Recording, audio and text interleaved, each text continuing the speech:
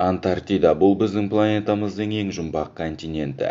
Көлемнің үлкендігі мен ауа райының жайсыздығы бұл жердің көп зерттеуге мүмкіндік бермейді. Соңғы 300 жыл бойы ғалымдар осы бір материктің құпияларын зерттеп келеді. Сәлем достар, сіздермен бірге Топ Қазақ арнасы. Бүгін біз сіздерге Антарктидада табылған қызықты заттар туралы айтамыз. Айтпақшы, егер сіз біздің арнамызға әлі тіркелмеген болсаңыз, қазір дәл уақытта.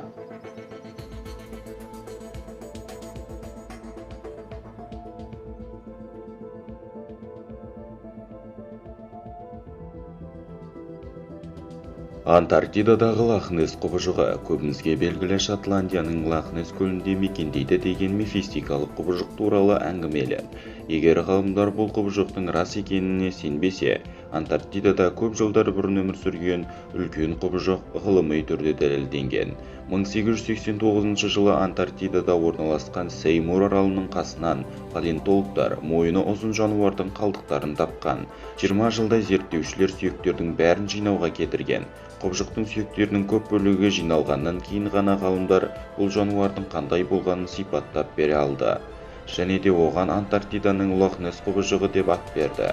Ал негізі бұл қазіргі күнге дейін табылған эласмозаврлардың ішіндегі ең ірісі болып шықты. Бұл тіршілік иесінің ұзындығы 10 метрге дейін жеткен, суда тіршілік еткен. Бұл жануар бірнеше миллиондаған жылдар бұрын құрып кеткен. Оған қарап кезінде Антарктидада небір сұмдық тіршілік иелерінің мекен еткенін білуге болады. Мүмкін қазірде мекен ететін шығар. Антарктидада мұздардың астында көне қала Атлантида болған. Атақты көне қала Атлантиданы қайдан іздеу керектігі туралы гипотезалардың бірі осылай дейді. Бұл ойды өз кітабында айтқан Америка ғалымы Чарльз Хапгуд. Бұл кітаптың алғы сөзін анау-мынау адам емес, Альберт Эйнштейннің өзі жазған. Хапгудтың нұсқасы бойынша 12.000 жыл бұрын жер қыртысының ығысуы болды. Сол себепті біз қазіргі Антарктида деп атайтын континент өзінің бұрынғы орнынан біраз кеңейіп, орнын өзгертеді. Жер қыртысының қозғалуынан бұрын бұл континентте ауа райы адам өміріне қолайлы болған. Міне дәл сол жерде ежелгі дамыған Атлантида халқы мекен еткен. Бірақ кейіннен бұл өркениеттің бәрі қалыңдығы километрден астам мұздың астында қалып қойған. Антарктидадағы үлкен шұңқыр. 2017 жылы зерттеушілер жерсеріктен түсірілген Антарктиданың суреттерінен үлкен шұңқырды байқаған. Бұл шұңқырдың үлкендігін білу үшін екі ірі облыстың көлемін елестетіп көріңіз. Антарктиданың қиын климат жағдайы мұндай жерлерді зерттеуді мүмкін емес қылып отыр деуге болады. Ғалымдар бұндай жұмбақ құбылыстың не үшін пайда болатынын түсіне алмауда. Климаттың өзгеруінің әсер етуі деген оймен көп ғалымдар келіспейді. Ежелгі метеориттер. Суық әрі құрғақ климатының арқасында Антарктидада көп жылдар бұрын құлаған метеориттер жақсы сақталады. Сондай-ақ метеориттер қарлы өлкеде бөлектеніп тез табуға болады.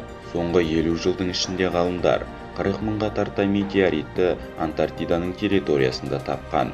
Ол Антарктиданың көп зерттелуіне қарамастан, өзінің аз зерттелуімен және де көп метеориттер саны бойынша көпшілік жер бетінде өзге ғаламшарлықтарды кездестіруге болатын бір жер болса, ол Антарктида деп санайды. Әрине ғалымдар бұндай пікірдің орынсыз екенін айтады. Қалың мұз астындағы тіршілік иесі. Қою қараңғы судың астынан километрге жуық мұздың астында көп нәрсе табуды көздеуге болады. Бірақ тірі организмді мұндай жерден көру шынымен де таңғалдырарлық жайт. Себебі мұндай ортадағы жағдай өмір сүруге мүлдем қолайсыз.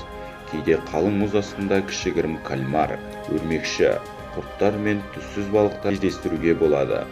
Сондай ашулардың бірі жақында ғана 2021 жылы болған болатын. Ғалымдар 900 метрден төмен мұз астынан бір тасқа өскен өсінділерге ұқсас осы күнге дейін ғалымға белгісіз болып келген тіршілік иелерін табады. Бірақ қарапайым адамдар үшін бұл жаңалық ескеруге де тұрмаса да, ғалымдар осы күнге дейін мұндай төмендікте, мұндай табиғат жағдайында тірі ағза өмір сүре алатынын ойлап та көрмеген еді. Мұндай шыдамды ағза тіптен Марста өмір сүре алуы мүмкін. Демек, сонау мұз астында қанша метр тереңдікте біздің үш ұйықтасақ та түсімізге кірмейтін заттар болуы мүмкін. Міне достар, бүгінгі видеомыздың соңы. Егер сіздерге бүгінгі видео ұнаған болса, арнаға тіркеліп лайк басып кетуді ұмытпаңыздар. Біздің туған ғаламшарымызда неше түрлі ғажайыптар бар, және де біздің арнамен бірге болсаңыздар, біз болашақта сіздерге олар туралы айтып беруге де дайынбыз. Келесі видеоға дейін сау болыңыздар.